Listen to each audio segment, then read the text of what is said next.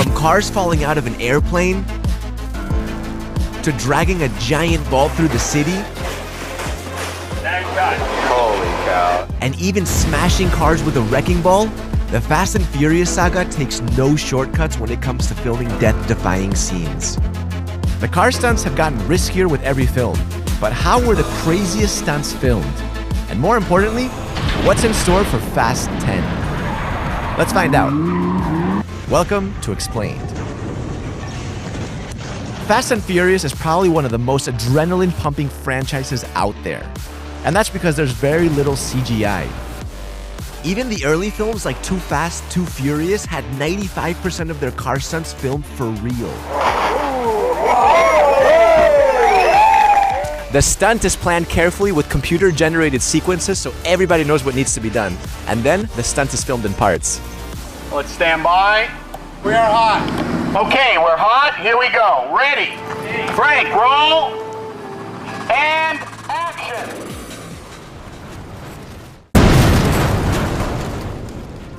Let's break down the most dangerous stunt in each movie from Fast 5 to Fast 10. Starting with the vault heist. The scene of the vault being dragged through the streets is terrifying, but what's even crazier is that 98% of it was real. Different vaults were used for different parts of this scene. One was a fake vault driven on wheels for this small clip. The other was a real 4,000 kilogram vault, and they actually had two of these. Because it was so heavy, the Dodge Chargers were fitted with strong frames. Then they took it onto a real street. But they couldn't just wing it. Each crash was carefully planned. For example, the vault is literally tumbling on this turn and crashing into the concrete sidewalk pillars. And Andy Gill, the stunt driver for Fast and Furious, told us the Chargers had to be in sync while driving to maintain control where the vault was going. Two cars had to pull it. That's kind of why we went to two cars. We had to learn how to drive. Both cars pull it, but if you want to make a turn, then the guy on the inside has to initiate the turn. The guy on the outside has to give slack and let it do what it does. But then to stop it, the guy on the outside has to take over and stop it, and the guy on the inside has to not run over the cable. It was a dance between two drivers that we had to learn. We were in a parking lot for probably, I don't know, a week doing it until we finally figured it out. Then, the special effects team constructed a fake bank building in a parking lot. The vault was mounted on a huge hydraulic ram that shot it out, and it crashed into the bank building.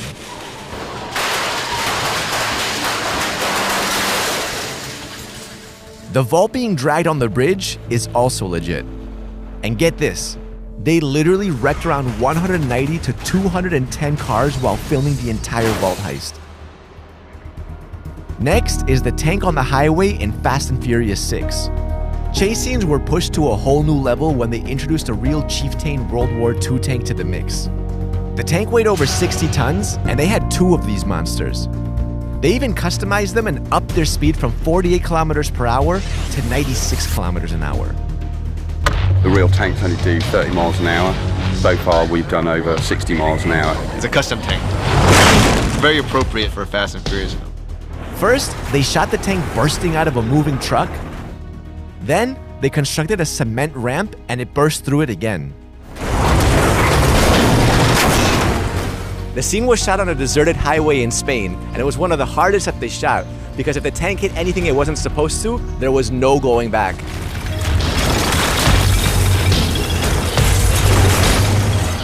That was awesome, Lee. We hit both cars. To make it even more interesting, they figured they'd make the tank drive against incoming traffic for real.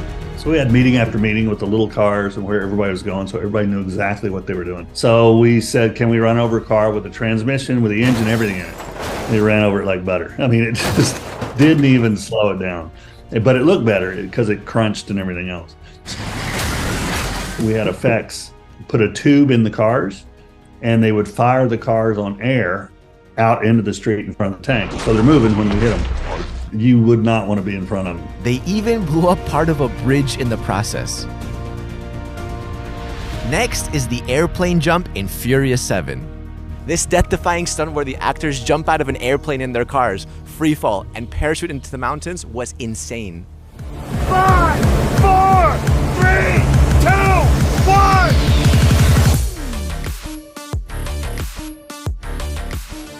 pull this off, it started with the C-130's pilot. He had to make sure they were at exactly 12,000 feet and above their drop zone so the cars wouldn't fall on people. The 3 cameramen flying with parachutes and helmet cameras were from Red Bull, and they had to maneuver around the cars in midair and capture everything. One thing they couldn't control entirely during the freefall was how fast the cars were dropping and their movement in midair from left to right of the camera guys. The cars just wanted to tumble. They just wanted, and it was very hard for the jumpers to get anywhere because it was tumbling and moving around, so they didn't feel comfortable getting close to it. I suggested, well, would a drone chute work? If we have a small drone chute to stabilize the car. That worked out perfectly. And so then we were able to get exit from the airplane, the falling, everything all in one shot. And then at a certain height, the altimeter on the car chute would automatically deploy. So the camera guys had their altimeters. They knew exactly when it was going to deploy, so they knew to get away from it and everything else. Even when they opened the parachutes at 5,000 feet, it was pretty nerve-wracking for the helicopter pilot who had to film this as well. The guy had to make sure they were capturing the right shots, avoid chopping up the skydivers who were all over the place, and avoid flying into the falling cars. Next is the frozen lake in The Fate of the Furious. This race across the lake was shot in Iceland, and it had 42 inches of frozen ice. The crazy part is they actually used a real Lamborghini and not a kit car. First car we had out there was a Lambo. So I said, all right, let's bring Lambo out with the regular tires. Well, they couldn't even get it there. So then we go to short studs, and it worked pretty good. It was still slippery. And by that time I had 2 of my stunt drivers there. Really good at what they do and drifting and everything else. And with their input, we ended up going with mediums and longs, kind of intermittent. We would change out depending on what we want to do. If they wanted to drift, they would go with medium. If they want to really turn and not drift, they would go the long. We got the right parameters with what the studs were, and he was doing 360s all day long. What's even more insane was that they simulated actual explosions, and they had 16 cars out on the lake at a time.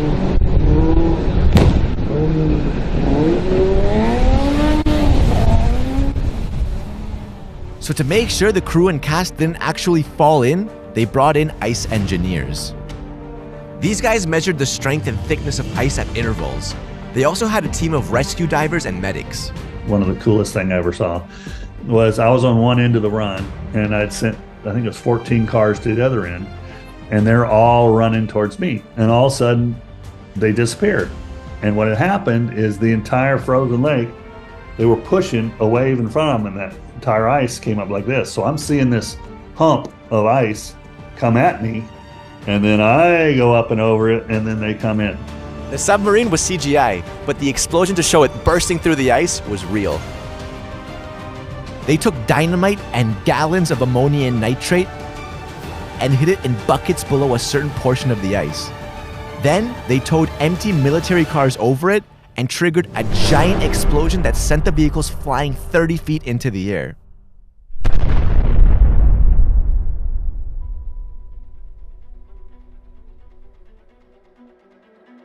Then comes Peligro Minas in F9. This scene had more explosions than any scene in the previous movies. It was shot in Thailand, and they basically dug massive holes in the ground and rigged it with pounds of explosives. So every time a car drove over one, it created 20 to 30 foot fireballs. Then they custom built the Marauder. This beast was as armored as a tank, and it could literally smash through anything.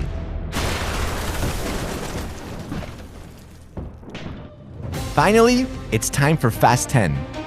No Fast and Furious movie is complete without a chase scene, and Fast 10 seems to have a lot of them. Let's start with this intense chase through Italy with the Carabinieri police and lots of explosions.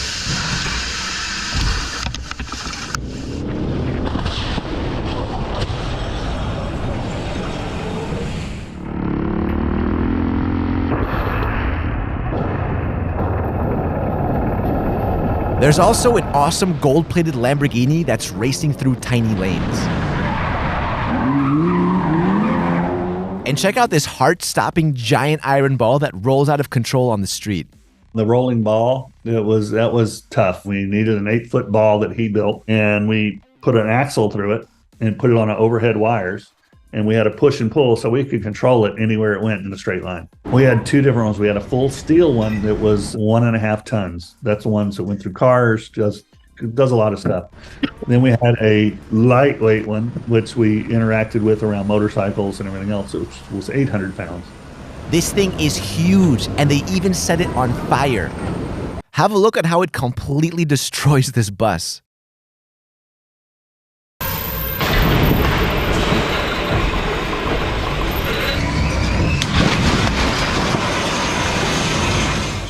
How crazy do you think Fast 10 will get?